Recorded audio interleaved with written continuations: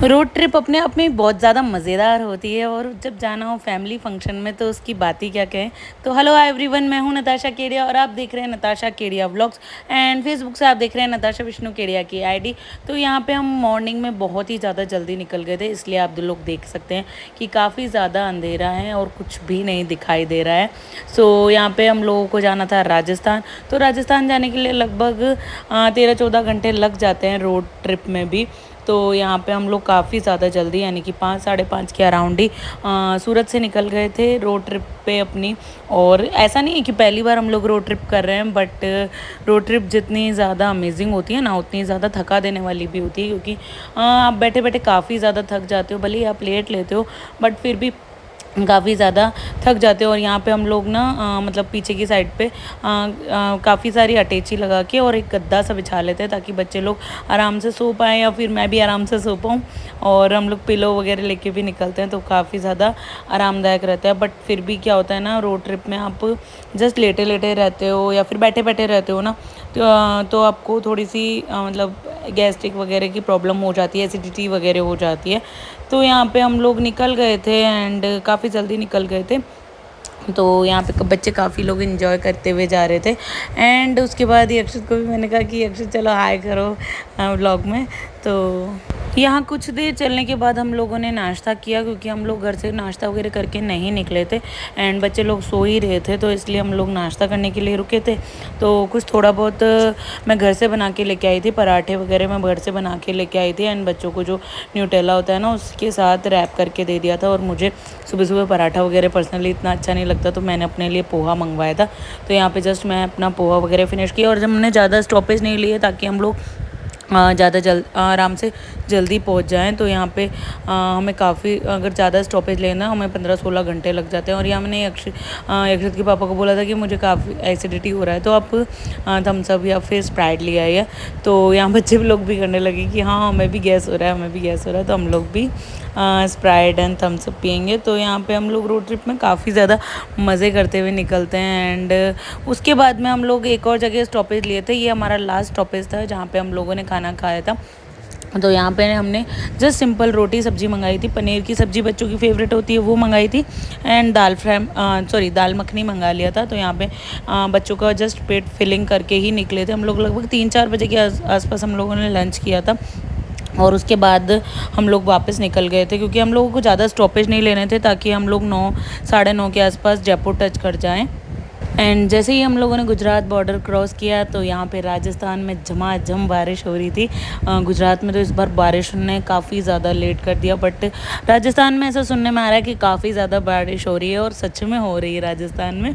तो यहाँ पे हम लोग बारिश देखने के लिए काफ़ी ज़्यादा एक्साइटेड थे, बिकॉज़ हमारे यहाँ पे भी सूरत में गुजरात में 15 जून के बाद मानसून आ जाता है, बट इस बार काफ़ी ज़्यादा लेट हो गया। तो बच्चों को बारिश देखने में काफ़ी ज़्यादा मज़ा आया। और रोड ट्रिप में अगर आपको बारिश देखने को मिल जाए तो आपको आपका दिन ही बन जाता है। एंड इतना ठंडा ठंडा मौसम हो जाता है। उसके बाद में हम लोग 9-9:30 के आसपास पहुंच गए थे एंड यहाँ पे हम लोग सबसे मिले एंड रूम में एंटर किया एंड रूम में लगेज वगैरह रखा हमारा।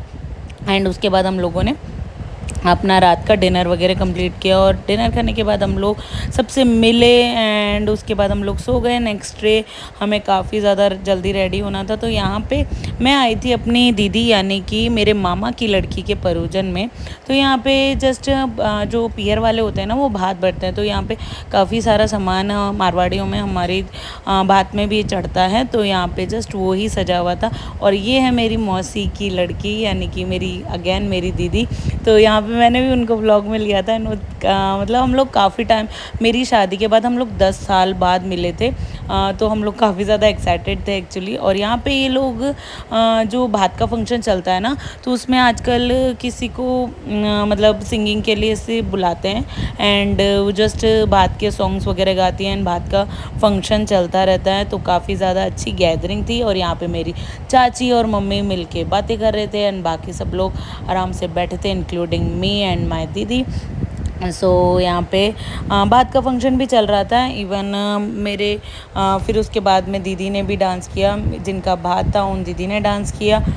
एंड उसके बाद में मामा भतीजी का डांस हुआ था, काफ़ी ज़्यादा पावरफुल डांस था। और यहाँ सारे ऑडियो क्लिप मैंने बंद कर दिए हैं बिकॉज़ ये कॉपीराइट क्लेम आ जाता है।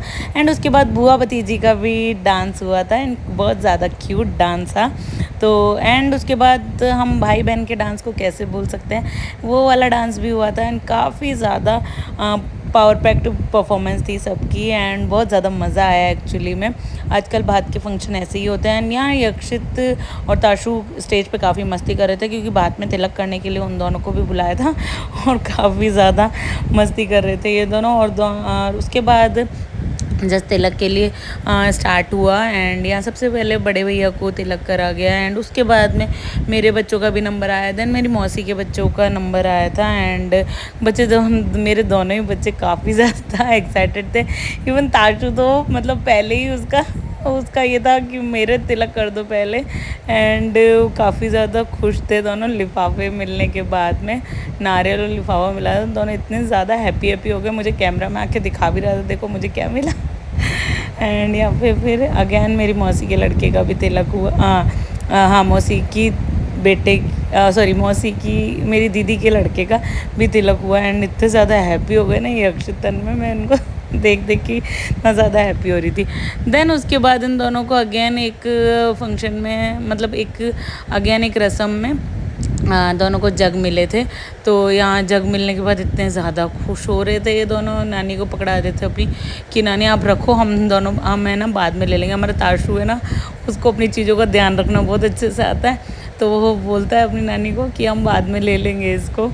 तो ये सारी छोटी मोटी चीज़ें थी एंड उसके बाद में ये वाली जो भात की रस्म होती है ना वो पूरी हो गई थी एंड इसमें ज़्यादा कुछ इतना रहता नहीं है बट काफ़ी ज़्यादा मज़ा आता है एक्चुअली जब आप लोगों के साथ फैमिली मिलती है ना। यहाँ बच्चे स्नैक्स वगैरह ले रहे थे एंड उसके बाद हम लोगों ने जस्ट डिनर वगैरह किया एंड डिनर के बाद में मैंने जस्ट जब हमारा डिनर हो रहा था ना तो उनके फेरे भी चल रहे थे बट एक्चुअली बच्चों को काफ़ी ज़्यादा भूख लग रही थी, इसलिए मैंने उनको भी लंच करवाया एंड ख़ुद भी ले लिया क्योंकि फिर ना बच्चों को काफ़ी ज़्यादा डिले हो जाता है खाने वगैरह में, तो इसलिए।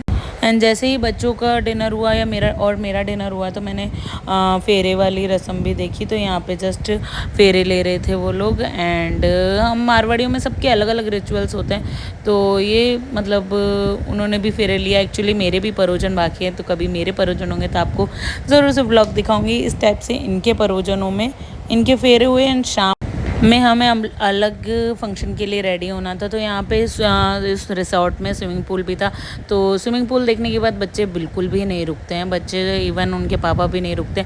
तो यहाँ पे उन लोगों ने सबने स्विमिंग किया। यहाँ पहले यक्षित और तन्मय पानी में कूदे एंड उनको देखने के बाद उनके पापा का भी मन करा, तो वो भी उन दोनों के साथ में अगेन पानी में कूदे। उन दोनों को काफ़ी ज़्यादा मस्ती करवाई।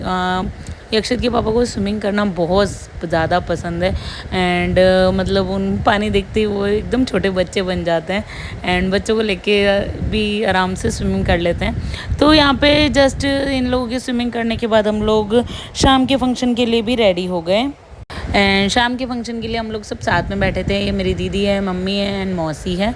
तो यहाँ पे सब हम लोग बैठ के गप्पे लड़ा रहे थे एंड जस्ट मस्ती कर रहे थे। यहाँ मेरे पापा भी बैठे थे, यहाँ जीजा जी बैठे थे, जीजा जी के दोनों बच्चे बैठे थे, मेरा बड़ा वाला लड़का बैठा था। तो यहाँ पे हम लोगों ने काफ़ी बातचीत की एंड मैंने कहा मैं आप लोग व्लॉग में ले रही हूँ इसलिए थोड़ा सा सब स्माइल वगैरह कर लो। दैन हम लोग काफ़ी वेट कर रहे थे कि वो लोगों की एंट्री हो, दीदी एंड जिया जी की। उनकी एंट्री काफ़ी तब तक मैंने क्या करा ना, उनकी एंट्री के पहले मैंने सोचा बच्चों को पेट फेल करवा देती हूँ ताकि है ना वो लोग चैमे नहीं करे। तो यहाँ पे मैं यक्षित तो खुद से खा लेता है, ताशु को मैं पास्ता खिला रही थी, साथ में वो जूस भी पी रहा था। तो यहाँ पे इसके पापा को मैं डायरेक्शन दे रही थी कि सीधा बनाओ टेढ़ा बनाओ, सीधा बनाओ टेढ़ा बनाओ, और यहाँ पर मेरे पापा मस्ती कर रहे थे। एंड उसके बाद में मेरे चाचा लोग भी आ गए थे एंड फिर हम लोग सब मिलके गप्पे लड़ाए थे एंड फ़ोटोज़ क्लिक कराई थी, वीडियोस बनाए थे बहुत सारे एंड सबको मैंने व्लॉग में वगैरह लिया था। एंड धीरे धीरे हम लोग फिर गप्पे लड़ाने लग गए थे एंड ताशु की फ़ोटोज़ दिखा रहे थे मेरे जिया जी कि काफ़ी ज़्यादा मस्ती कर रहा था। एंड उसके बाद हुई दीदी जिया जी की एंट्री, बहुत ही ज़्यादा अमेजिंग एंट्री थी वो।